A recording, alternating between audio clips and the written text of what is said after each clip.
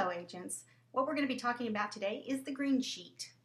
The green sheet is how we get paid at the table. So you will be filling out your green sheet after you get out of the option period and after you've submitted all of your paperwork to compliance for review. So I'm going to go in, I'm already signed into my .loop account, and I'm going to go find my loop that I'm going to create the green sheet for. Once I open up that loop, I'm going to go straight into edit details because all of my paperwork has been submitted to compliance. I'm going to make any changes in my edit details that needs to be made. For instance, if I need to change the purchase price or the sales commission, anything that needs to be changed, I will change and save. But for these purposes, I don't have any changes to make. So I'm going to go straight to submit to green sheet. One of the things that you need to know is if you have a pop-up blocker, you need to disable it for your .loop account. Always allow pop-ups from your .loop account. If you click on Submit Green Sheet and absolutely nothing happens for a long time, that means you have pop-up blockers on, and I would tell you to look up in your browser bar to see if you've got a little window with a red X. Click on that and then allow pop-ups for .loop. But I'm going to submit to Green Sheet my information. Now on Safari, it does take a little bit of time before that other tab will open up. And there it is. It's got to load.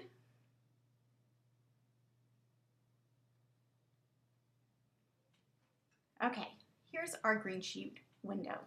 So you can see that I have two tabs open now, one for my .loop and one for my green sheet. The first thing you're going to notice on your green sheet is that some of the blanks are pink. The pink blanks are required by the office. So please make sure that you're always going through here and making sure that everything that's pink has something in it. Most of this is going to be brought over by your edit details page, but some of it doesn't translate and some of it wasn't even on the edit details page. So let's go and make sure that all of our pink fields have something in them. The green sheet type is residential, that's correct. If I had to change that, I could do that. Contract date is the date that we executed our contract, and this is my close date, the date we are hoping to close. The transaction type, if I've got the listing that I sold, I'm going to choose listing sold. And then it asks me, what kind of property is this? Is it a lease? Is it a property, which would be a resale or a new build? Or is it other? That would be a referral. If it's a referral, then I'm going to submit it just like I would if I had a contract on this property. But this one is a property, it's a resale. Property type over here, because I don't have to use the listing source because it's not pink, but over here on property type, I'm going to choose what type of property was this. Was it a resale, a new home, a lot, a farm and ranch, or a lease? And I'm going to say it's a resale. All of my edit detail information came over in the property information, so I don't have anything to fill out here.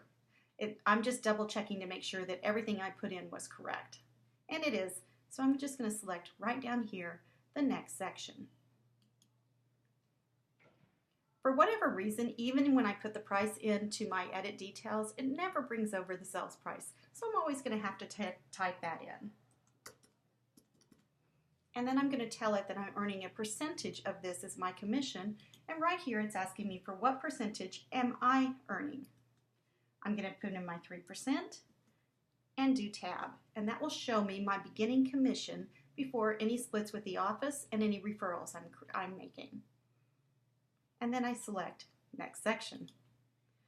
My buyer's name will be on here. Next section. My seller's name.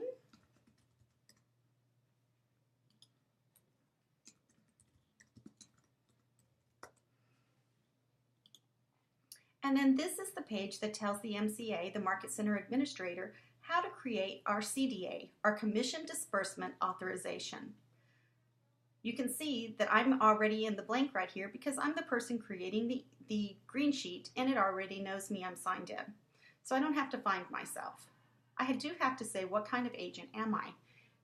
So this is the role that you play at the Market Center, not the role that you played in this transaction. So I'm either a buyer specialist on a team, I'm an individual agent, I'm a listing specialist on a team, or I'm the lead agent of a team. In this case, most of you will be individual agent. And then I'm going to say, what type was this? It's a listing agent.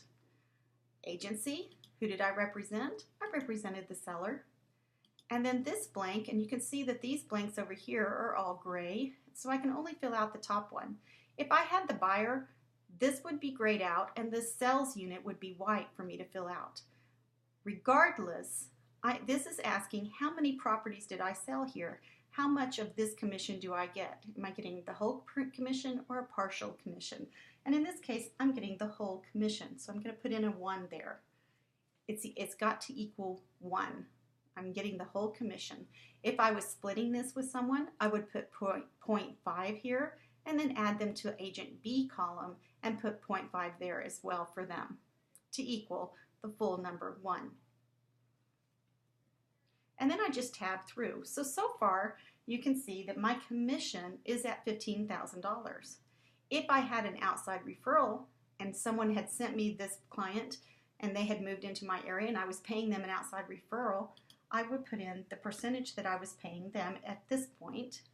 And when I put a number in this blank, you can see that I've got this little pop-up that says enter referral data in the outside referral section below for this referral. And then it automatically calculates for me the amount that the outside referral is receiving.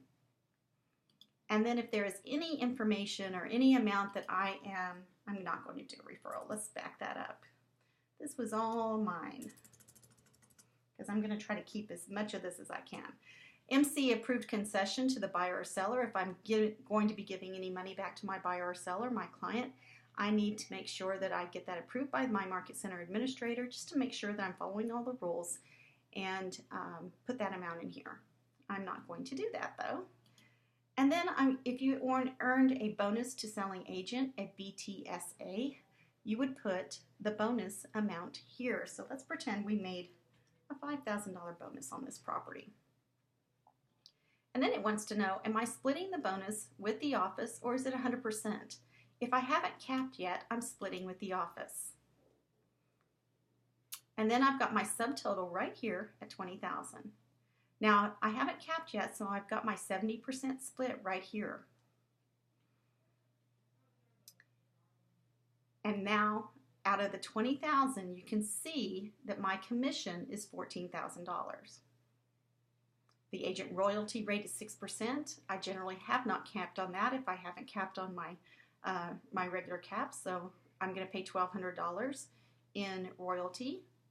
And if I had an inside referral to the office, I would pay that here.